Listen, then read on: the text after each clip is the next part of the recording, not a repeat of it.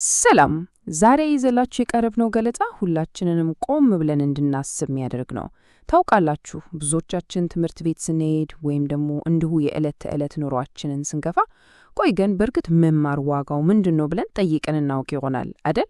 ዛሬ የምናሰሰው ምንጭ በአንድ አጭር የታክሲ ጉዞ ላይ ተፈጠረን እጅግ አስገራሚና ጥልቅ የሆነ ታሪክ ነው። ይህ ታሪክ ማህበረሰባችን የትምህርትን ዋጋ ከሚለካበት የገንዘብና የቁስ መነጽር ፈጽሞ ያፍነገጠ ነው። ትምህርት ከገንዘብ ማግኛነት ባለፈ ሌላ ምን ትርጉም ሊኖረው ይችላል? አብረን እንየው። ክፍል 1 ተጠራጣሪዎቹ ተማሪዎች። እስቲ ነገሩን በአይነ ህሊናችንን ሳለው። ማለዳ ላይ ሁለት ጓደኛማቾች ሐሰንና ያብስራ ወደ ትምህርት ቤታቸው በታክሲ እየተጓዙ ነው። የነሱ ውይይት የብዙ ወጣቶች የውስጥ ትግል ነው ብንል ማጋነን አይሆንም።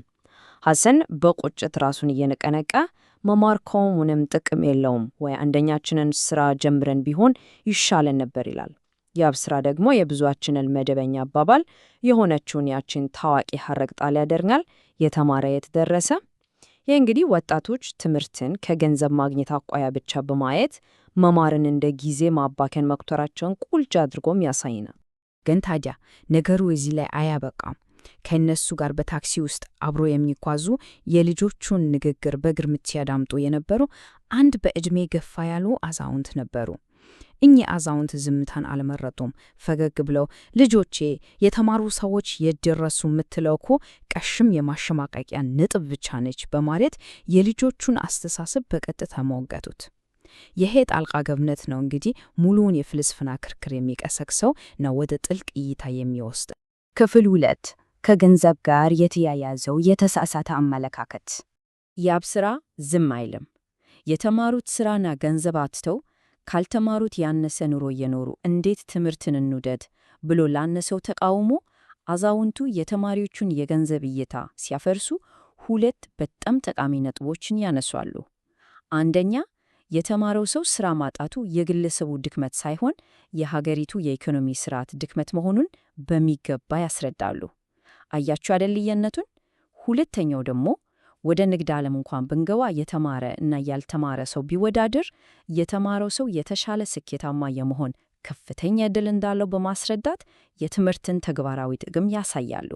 ክፍል 3 የህሊናው ዋጋ። አዛውንቱ ውይይቱን ከገንዘብ በማውጣት ወደ ከባድ የሞራል ጉዳይ ሲወስዱት የምናገኘው ይሄ ቁጥር በእውነት በቀላሉ የሚታለፍ አይደለም። አዛውንቱ አጽንዖት ሰጥተው እንደተናገሩት በዓለማችን ላይ ከሚፈጸሙት ከባድ ወንጀሎች ውስጥ ገደማ 92% የሚፈጸሙት ትምህርት ቤትን ባልቀመሱ ወይም በቂ ትምህርት ባላገኙ ግለሰቦች ነው። ይህ ስታቲስቲክስ የትምህርትን ማህበራዊ ጠቀሜታና ወንጀልን የመቀነስ አቅም ፍንቱ አድርጎ የሚያሳይ ነው። አስገራሚ እውነት ነው። ታዲያ ዋናው ነጥብ ምንድን ነው? አዛውንቱ የተማረ ሰው ምን አተረፈ ካላችሁኝ ህሊና እላቸዋለሁ ይላል ነው። ትምህርት ሰውን ገንዘብ ብቻ ሳይሆን ትክክልና ስህተትን የሚለይበት ህሊና የተባለ እጅግ ውድ ሀብት ያስታጥቋል።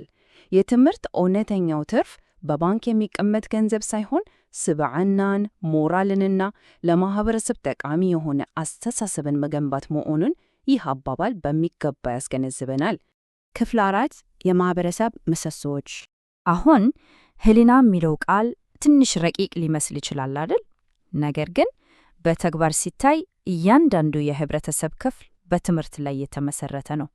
ይህ ደግሞ በሚገባ የሚያሳየው አንድ ያልተማረ ነጋዴ እንኳን ምንም ያህል ሀብት ቢያካብት ያልተማሩ ሰዎች መኖር እንደማይችል ነው። አዛውንቱ እንዳብራሩት ነጋዴው ሂሳቡን የሚያሰራው በተማረ አካውንታንት ነው። ሲከሰስ የሚቆምለት የተማረ ጠበቃ ነው። ህንፃውን የሚያስገነባለት የተማረ ኢንጂነር ነው። ሲታመምም የሚሄደው እኮ የተማረ ዶክተር ዘንድ ነው።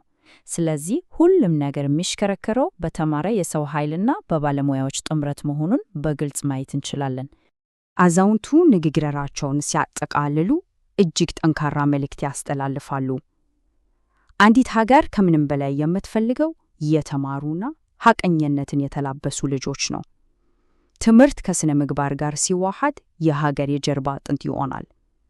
ለዚህም ነው አለመማር አያኮራም የሚለውን ታላቅ እውነት እንደዚህ አጽንዖት ሰጥተው የተናገሩት።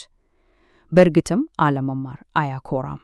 ክፍል 5 የታደሰ ዓላማ። የታክሲው ጉዞ ወደ ማብቂያው ሲቃረብ ሐሰን እና ያብሱራ ንግግሩን በጥሞና ካዳመጡ በኋላ በመጀመሪያ በነበራቸው የተሳሳተ አመለካከት አፈሩ። በመቀጠልም በአዛውንቱ የሐሳብ ልክነት ሙሉ በሙሉ ተስማሙ። ከዚያም ራሳቸውን ለማስተካከል ቃል ገብተው አዛውንቱን አመስግነው ታክሲውን ለቀው ወደ ትምህርት ቤታቸው ሲገቡ ፈጽሞ በአዲስና በተነቃቃ መንፈስ ነበር። የሚያሳየው ትክክለኛ መረጃና የሕይወት ተሞክሮ አመለካከትን በአጭር ጊዜ ውስጥ እንዴት ሊለወጥ እንደሚችል። በመጨረሻም የተማረ የት ደረሰ? መነሻችንም ይኸው ጥያቄ ነበር አይደል? አሁን ግን ይህ ጥያቄ የንቀት ወይም የተስፋ መቁረጥ ሳይሆን ሁላችንም የትምህርትን እውነተኛ ትርጉም ዳግም እንድንመረምር ያደርግ ጥያቄ ሆኗል። ትምህርት በህሊና፣ በስብዕና እና ለማህበረሰብ በሚሰጠው ጥቅም ሲለካ የተማረ ሰው ከደረሰበት በላይ ምን ሊኖር ይችላል? ይህን አስተሳሰብ ሰንቀን የራሳችንን የትምህርትና የህይወት ጉዞ እንዴት ልንመዝነው እንችላለን? የትምህርት እውነተኛው ትርፍ በህሊና ሚዛን ሲለካ ነው። እስከ ገለጻችን ፍጻሜ አብራችሁን ስለቆያችሁ እጅግ እናመሰግናለን። ይህን ትልቅ ሐሳብ ይዘን የምንጓዝበት ጊዜ ይሁንልን።